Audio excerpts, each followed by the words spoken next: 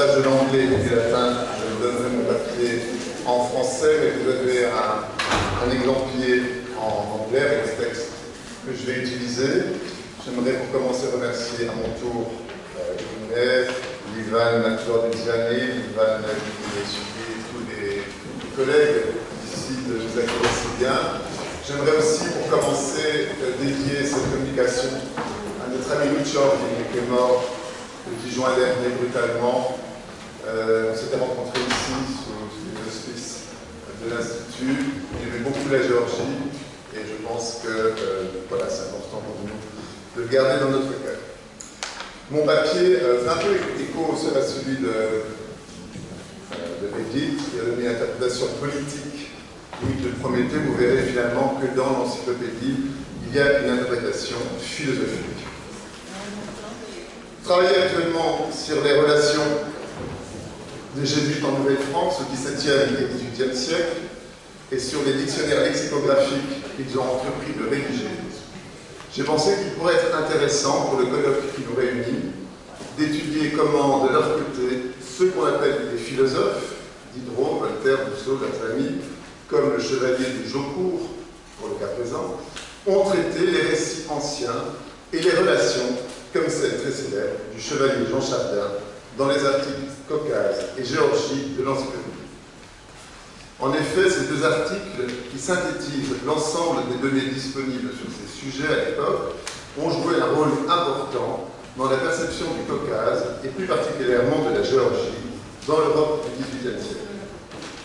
On doit par ailleurs considérer que Diderot, ici comme souvent, a véritablement joué un rôle de précurseur, puisque, alors aucun dictionnaire antérieur ne l'avait fait, c'est lui qui a intégré les articles et Caucase et Géorgie dans son encyclopédie. Ce qui nous emmène dans une première partie à réfléchir à la place de la géographie dans les sciences de l'époque. C'est en 1746 que les libraires Le Breton et Briasson eurent l'idée de proposer à Diderot de publier une traduction de la Cyclopædia de Langley Chambers, dictionnaire en 2 volumes, doté de planches et publié pour sa part en 1728. Mais avec l'enthousiasme qui le caractérise, Diderot voulut élargir le projet initial et très commercial pour faire de son encyclopédie une synthèse des connaissances dépassant largement la simple traduction de 2 volumes de Chambers. William Chambers ici dans la... Pour ce faire, il s'entoura d'une forte équipe de collaborateurs, dont Jean Leron d'Alembert pour la partie scientifique. Il lança par ailleurs en 1750 un prospectus exposant l'objet de son dictionnaire raisonné des sciences et des arts et des métiers, par lequel il attira plus de 2000 souscripteurs. Le 1er juillet 1751 parut le premier volume, précédé du discours préliminaire de Jean d'Alembert, et l'entreprise fut aussitôt attaquée par les jésuites, dont le journal de Trévoux est destiné, qui dénonce par exemple dans le second volume c'est celui où il y a l'article Caucase, le scepticisme de l'article Certitude, ou les méthodes insignantes utilisées dans l'article Christianisme, qui honore cette religion des qualités qu'elle devrait avoir, mais que les philosophes en réalité contestent. Alors, je donne cet article parce qu'il va être important pour comprendre l'article Caucase. Vous avez le texte en anglais, voici le texte en français. En se conformant aux maximes d'une religion toute sainte et toute ennemie de la cruauté, d'une religion qui s'est accrue par le sang de ses martyrs, d'une religion, enfin, qui n'affecte sur les esprits et sur les cœurs d'autres triomphes que celui de la vérité, qu'elle est bien éloignée de faire recevoir par les supplices, il ne sera ni fanatique, ni enthousiaste, il ne portera point dans sa patrie le fer et la flamme, il ne prendra point le couteau sur l'autel pour faire des victimes de ceux qui refuseront de ces ironie. Évidemment, c'est l'ironie est partout dans l'encyclopédie. Les jésuites, évidemment, vont condamner l'encyclopédie au feu en 1752.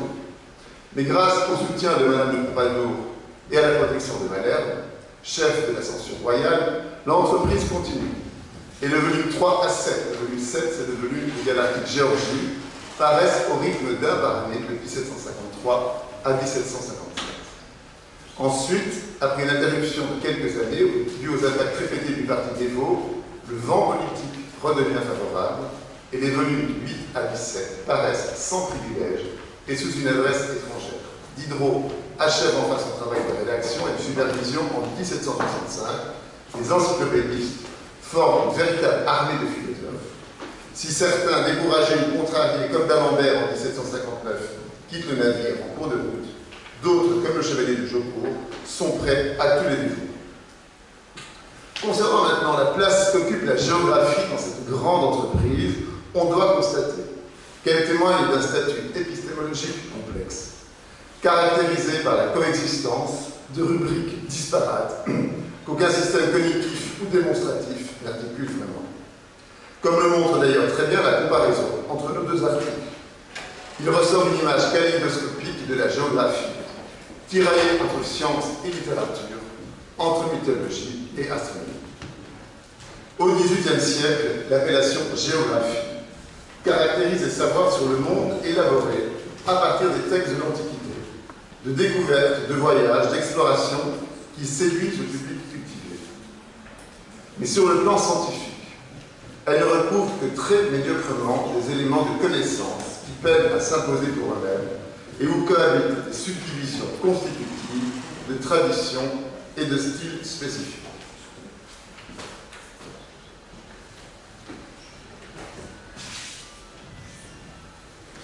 Le dictionnaire universel de Furetière, par exemple, ne donne que quelques entrées à des termes relevant du vocabulaire de la géographie. Le dictionnaire de Trévoux, le dictionnaire des jésuites, ouvre pour sa part davantage de ses colonnes aux mots de la géographie conformément à la démarche intrinsèquement extensive des dictionnaires universels. En 1751, 30 ans après Trévoux, la légitimité de la géographie dans une encyclopédie n'était toujours pas acquise et Diderot doit s'en défendre dans son article encyclopédique. Ces débats en légitimité éclairent obliquement ce que le terme même de géographie revêt d'équivoque et d'interminable. Il existe pourtant un réel engouement pour les savoirs géographiques en relation directe avec les usages du monde. Mais il manque encore une science géographique structurée autour d'une méthodologie réfléchie, la sémantisation de ces objets ne participant pas aux enjeux intellectuels du temps. Pour la suite de cet exposé, il suffit de se rappeler que l'hétérogénéité du contenu dit géographique révèle des intérêts disparates, héritiers des acceptions culturelles de l'Antiquité. Alors venons-en à l'article de Diderot, l'article Caucase, qui est donc la première fois que dans un dictionnaire moderne, on trouve cette entrée. Vous avez la traduction en anglais de l'article est très courte, donc je me permets de le lire parce qu'on va l'analyser en détail. Caucase, nom masculin, mythe et géographie. Chaîne de montagne qui commence au-dessus de la Colchide et finit à la mer Caspienne. C'est là que Prométhée enchaîné eut le foie déchiré par un vautour ou par un aigle. Les habitants de cette contrée, prenant, si l'on en croit Philostrate, cette fable à la lettre, faisaient la guerre aux aigles, dénichaient leurs petits et les perçaient avec des flèches ardentes. Ou bien, l'interprétant selon Strabon, de la condition malheureuse des humains, ils se mettaient en deuil à la naissance des enfants et se réjouissaient à leur funérailles. Il n'y a point de chrétien vraiment pénétré des vérités de sa religion qui ne dût imiter l'habitant du Caucase et se féliciter de la mort de ses enfants. La mort assure à l'enfant qui vient de naître une félicité éternelle, et le sort de l'homme qui paraît avoir vécu le plus simplement est encore incertain. Que notre religion est tout à la fois terrible et consolante. La structure de ce petit article est aussi simple que redoutablement efficace. Il est une ironie à part entière qui joue avec ces deux désignants, mythologie et géographie. Le Caucase, pour Diderot, n'est qu'une illustration de la possibilité de rationaliser la fable et lui permet de passer par le païen pour mieux se moquer du chrétien. Il y a un lieu factuel, le Caucase, et il y a ce qui bâtit l'imagination des hommes. Si bien que l'article Caucase n'est pas vraiment un article de géographie, autrement que dans son rapport à l'imagination mythologique, qui pour Diderot est un masque de la croyance religieuse. La définition initiale est la plus minimale possible, et elle intrigue géographie et mythologie. chaîne de montagnes qui commence au-dessus de la Colchide et finit à la mer Caspienne. C'est là que Prométhée enchaîné eut le foie déchiré par un vautour ou par un mur. Elle reprend à la lettre le passage de la vie d'Apollonius de Tyane, dans lequel Philostrate fait passer Apollonius et ses compagnons par le Caucase, rappelle l'histoire de Prométhée enchaîné et surtout explique, suivant une explication littérale, une lecture littérale, pourquoi les habitants du Caucase désirent autant venger le destin tragique de leurs héros en pourchassant et tuant les aigles et leurs petits. Voici des textes de Philostrate, j'ai mis en gras ce qui correspond à l'article de Diderot.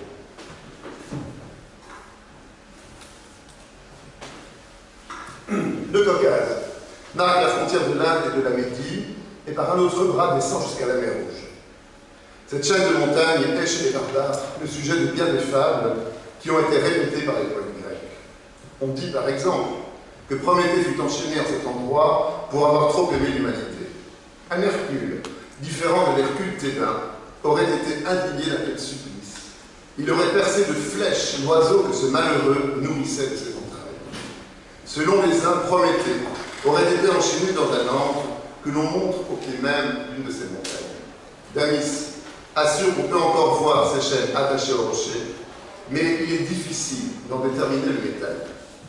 Selon les autres, il aurait été attaché à une montagne qui a deux sommets éloignés l'un de l'autre d'un stade. Telle était la taille du géant, que l'une de ses mains aurait été fixée à l'un des sommets, l'autre à l'autre. En haine que l'oiseau de Prométhée, les habitants du Caucase font la guerre aux aigles, chaque fois qu'ils trouvent une de leurs herbes, de leur cachette, ils y mettent le feu en y lançant des torches enflammées. Ils disposent contre eux de pièges et ils disent venger ainsi Prométhée, tant cette femme est vivante chez ces montagnards. Sur les concordances entre les récits grecs et géorgiens, sur le fait qu'Échille désigne l'aigle de la légende comme un chien volant, pendant du chien ailé du héros géorgien Amirami, et sur l'anecdote des Caucasiens vengeurs et chasseurs d'aigles, je pense qu'on peut se renvoyer à la magistrale étude de Georges Charatizet, dont je ne vais pas parler ici. Ce qui m'intéresse davantage, c'est le deuxième texte, le texte de Strabon. L'emprunt Strabon, en effet, permet vraiment à notre philosophe de passer du mythe à la fable, et de la fable à la critique de la religion, objet principal de l'encyclopédie, dont le but premier est avoué, et d'abattre les préjugés, et de faire triompher la raison par un puissant effort de vulgarisation. Diderot et ses amis observent la nature humaine comme une donnée afin d'en tirer le meilleur parti. À l'idée d'une humanité déchue, ils opposent la volonté optimiste d'assurer le bonheur humain par le progrès de la civilisation et la critique obstinée des fausses croyances. Pour ce faire, l'ironie est l'une de leurs armes de prédilection. Voyons comment ils procèdent et penchons-nous maintenant sur le texte de Strabon. Nous mentionnerons maintenant, pour finir, certains détails tenant évidemment du merveilleux, mais que tout le monde répète au sujet des peuples qui, comme les habitants du Caucase et comme les montagnards en général, sont restés jusqu'à présent dans un état de complète barbarie. Chez les Inditons, une loi expresse a mis en pratique cette pensée d'Euripide. Pleurer sur l'homme à sa naissance, en pensant aux mots au devant desquels il court, mais quand l'homme est mort et que ces mots ont cessé, se réjouir avec des cris d'allégresse, accompagner ses restes hors de la demeure. La tradition du deuil à la naissance et de la réjouissance au moment de la mort est un topos sur les barbares du Nord qui se promènent des traces, c'est Zalmoxis chez Hérodote 4, au Massagète d'Hérodote 1, et qui est bien connu grâce à Strabon, livre 2, livre 11, et à certaines sources latines comme Pomponius Mela ou Pline l'Ancien. On en trouve une illustration particulièrement fameuse, et j'en remercie Arnaud Zucker de me l'avoir donnée, à propos du fameux rire sardonique, qui désigne un rire lié à un rituel sarde, consistant à tuer les vieillards atteignant 70 ans, sans qu'on sache s'il qualifie le rire des enfants, poussant alors leurs parents dans un précipice, ou celui des parents, devant la folie criminelle de leur progéniture. Mais comme par ailleurs Hérodote dit en 205 que les Grecs appellent le lin de Colchide le lin sardonique, il n'est pas impensable que nous ayons là l'origine de l'anecdote de Strabon sur les rires noirs des barbares. Diderot passe ensuite du rire caucasien aux larmes chrétiennes pour mieux souligner le paradoxe qui les unit. Il n'y a point de chrétien vraiment pénétré des vérités de sa religion qui ne dût imiter l'habitant du Caucase et se féliciter de la mort de ses enfants. La mort assure à l'enfant qui vient de naître une félicité éternelle, et le sort de l'homme qui paraît avoir vécu le plus saintement est encore incertain. On pense évidemment ici aux larmes de sainte Monique dans les Confessions d'Augustin, qui se présente lui-même comme filius starum lacrimae, le fils des larmes de sa mère. Mais on est surtout renvoyé aux terribles confessions chrétiennes, comme par exemple la très célèbre lettre de saint Anselme de Canterbury à sa sœur qui vient de perdre ses 2 enfants. Il lui dit de se réjouir. Ses 2 enfants iront au paradis, et elle va pleurer ses péchés au monastère. L'ironie dénonciatrice de la conclusion de l'article Caucase, que notre religion est tout à la fois terrible et consolante, ne peut plus échapper à personne. Et on comprend que le Caucase est pour Diderot un lieu de l'imagination mythologique, décrivant un monde à l'envers, que nous pouvons interpréter suivant différents types de lectures, littérales ou allégoriques. Cette dystopie barbare lui permet à son tour de dénoncer, en échappant à la censure, les fausses croyances religieuses de son temps, car elles engendrent à ses yeux le fanatisme. Ennemi absolu des philosophes, pour les auteurs de l'encyclopédie, le fanatisme est un zèle passionné qui naît des opinions superstitieuses. Et la mise en action de la superstition, un culte de religion faux et mal digéré, auquel il vaut mieux à tout prendre, préférer l'athéisme, moins dangereux et moins destructeur. Alex, sometimes. Would you like to speak about development? It's 8 minutes. 8 minutes. D'accord. Je présente juste très rapidement. Vous avez sur l'exemplier l'article Géorgie de Jaucourt. Alors Jaucourt, c'est quelqu'un qui a aidé les philosophes, et l'article de Jaucourt est un article purement descriptif. C'est de la géographie physique et humaine, et en fait, il résume simplement le très célèbre voyage de Chardin, que tout le monde ici connaît, où il décrit pendant des pages et des pages la très belle Géorgie, ses usages et ses coutumes. Et en fait, l'article de Jaucourt est juste un résumé peu inspiré de Chardin. Donc ça c'est très intéressant à voir. Et si on compare les 2 articles, on voit comment pour Diderot, ça sera la conclusion, on voit comment pour Diderot, le Caucase est un lieu mythologique ou mythique qui lui permet d'articuler une pensée philosophique, alors que pour Jaucourt, qui est un brave bonhomme, un polygraphe, qui aide les encyclopédistes, il a écrit 17 000 articles sur les 68 000 articles des encyclopédistes, donc c'est quelqu'un qui écrit, donc il résume les voyages de Chardin, il donne son petit résumé, mais fondamentalement, ces 2 articles n'ont rien à voir. Pour finir, tout à fait, j'aimerais simplement vous signaler ce livre qui est sorti il n'y a pas longtemps à Paris et qui nous montre une nouvelle approche aujourd'hui de ces questions, c'est l'approche anthropologique, la montagne des langues et des peuples sur le Caucase. Je vous avais le texte en anglais, j'arrête là pour pouvoir vous laisser un peu de temps pour les questions. Merci, Didier Madova.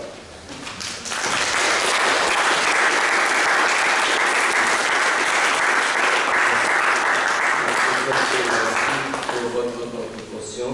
On n'a pas beaucoup de temps, comme vous savez. Alors, est-ce qu'il y a des questions? Une seule question à la fois. Pas de questions? Bien.